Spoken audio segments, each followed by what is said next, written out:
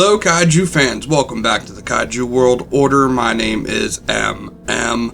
And news, we got plenty of news here coming in this week from multiple different toy lines. And I mentioned on the last video I did where I just pretty much shat on Dangerville. But there are new monster arts coming out. We got two specific releases back to back. Or not really releases, but reveals, but you know what I mean. So the first one here is the Shin Godzilla forms. Has form 1, 2, and 3 in it. And this is the first re-release or repaint of these figures that actually give them a more accurate look. I am so glad they're doing this. I skipped out on the original ones because, well, Form 2 didn't really have the colors of Form 2. Or Form 3, excuse me. But this new set looks great, can't wait. Plus you get the first form with the tail. So, yeah. It's probably going to be about $150. We haven't seen too much information on it yet. No, there's been no listing on Big Bad Toy Store or anything, so I'm expecting about $150, maybe $200, but yeah. And then the second one we got here is another Godzilla -1 or Godzilla the Ride. It looks more like a reissue of Godzilla -1. I'm pretty sure that's the same model they used for the new Godzilla the Ride. It makes me wonder if they're going to also do a minus Mechagodzilla, which would be kind of cool, also kind of crazy since we didn't get one of the Ride Ghidorah to go with the previous Ride Godzilla, so who knows. But with them just breaking this out along with an accessory of the little ship or whatever that you're supposed to be in when you're on this ride, maybe we'll see a minus Mechagodzilla monster arts along with this. Now, that's really it for the more expensive, high-end articulated figures. Haya really hasn't shown off anything new. Super 7 hasn't shown off any new Ultimates since the last wave.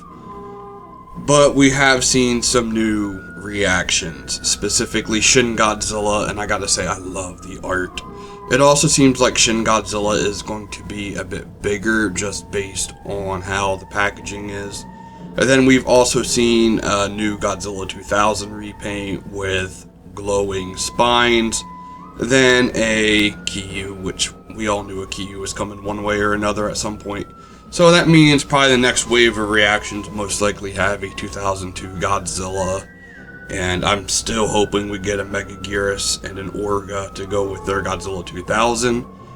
And, of course, where in the blue hell is Gorosaurus, Varan, and Gabara for the reactions? Those are the last 3 Showa Kaiju that I just really want reactions for.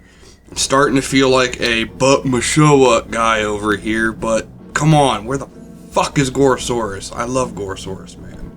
So, stepping away from Super 7, Titanic Creations. If you don't know what this company is, it's a much smaller company. They are doing figures for more obscure monsters. They've already done like Gorgo, Young Gary, Pulgasari, and then they also have some original OC Kaiju they've done merchandise for, such as Titanicus, which is, I believe, their mascot.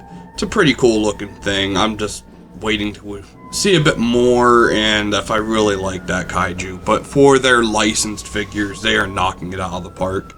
And had word that they're probably going to be doing Gappa here eventually, but an email was sent out which confirmed that they will be doing, in 2026, the monsters Konga, Reptilicus, and the Giant Claw. And that is absolutely crazy to me. Now, the first one is most likely going to be Konga, and I can already see them maybe reissuing some of the accessories that was in the Gorgo set, such as the Big Ben.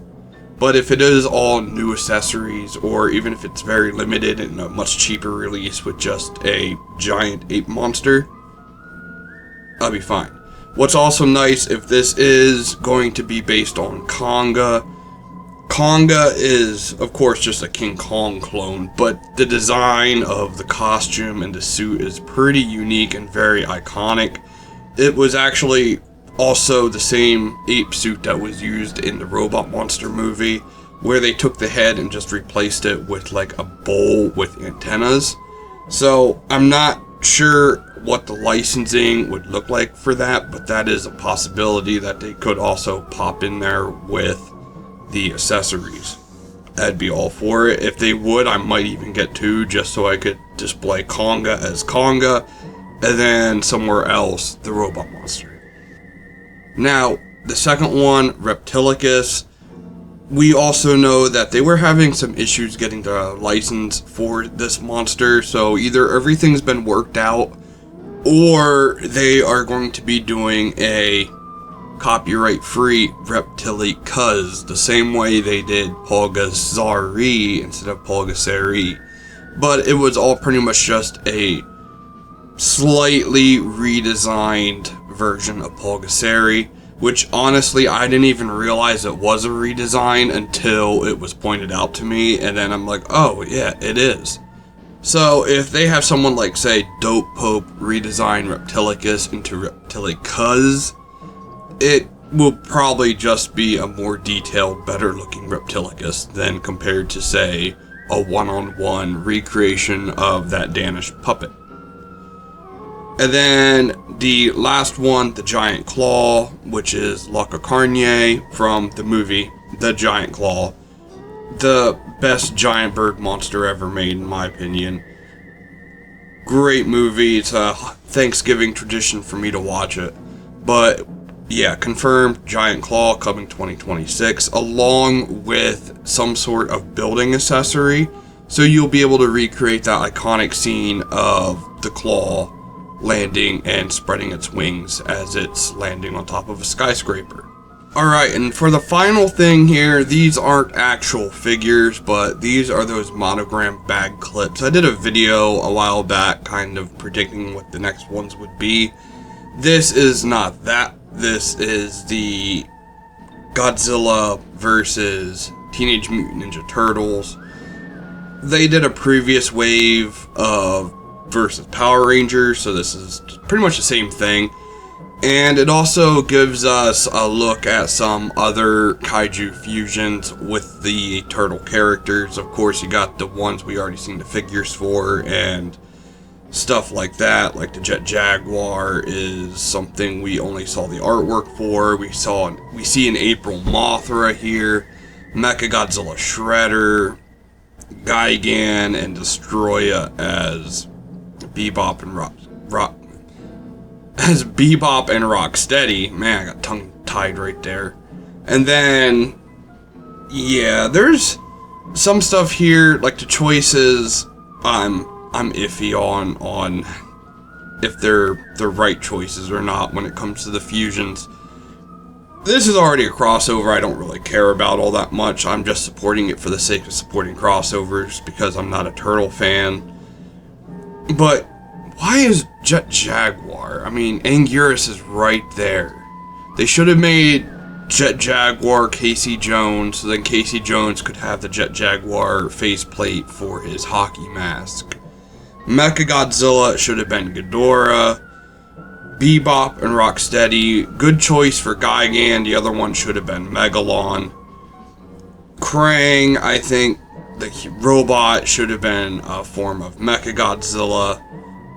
And then the actual Krang inside could still be the Hedra Krang. Mothra as April is, yeah, that one kind of works. And then King Caesar as Splinter, that one also kind of works. But yeah, King Ghidorah, I can't get over that. Such a stupid choice to make. But anyway, that's really it. We haven't gotten any, well,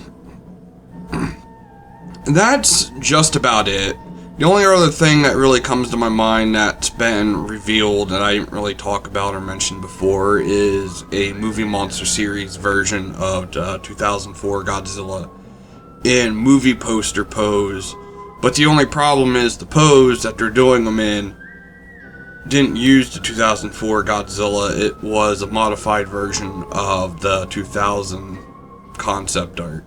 So, it's a weird choice. Bandai's been doing some weird stuff lately with their monster choices for movie monster series. Where's my flying space Godzilla? That's the one I'm just holding out for. But until next time, Kaiju fans, peace out, and Minya, take it away. Godzilla says you should like and subscribe.